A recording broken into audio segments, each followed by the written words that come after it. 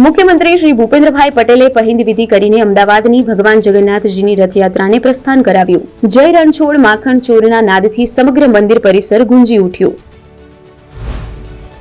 મુખ્યમંત્રી શ્રી ભૂપેન્દ્રભાઈ પટેલે રાજ્યમાં આયોજિત ત્રિદિવસીય કન્યા કેળવણી મહોત્સવ અને શાળા પ્રવેશોત્સવના પ્રથમ દિવસે મહીસાગર જિલ્લામાં કડાણા તાલુકામાં દીવડા કોલોનીમાં આવેલ પીએમ શ્રી સ્કૂલ ખાતે તેમજ બીજા દિવસે ગાંધીનગર જિલ્લાની પુંદરાસણ પ્રાથમિક શાળા ખાતે ઉપસ્થિત રહી બાળકોનું નામાંકન કરાવ્યું.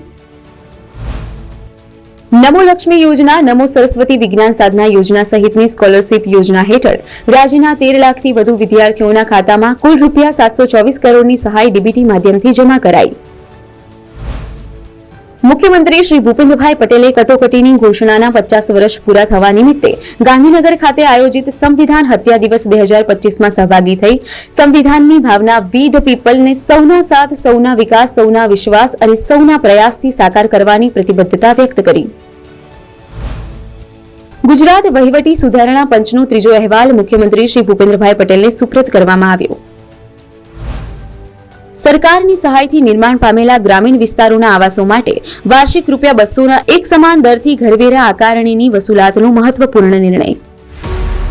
વિકસિત ભારત, વિકસિત ગુજરાત.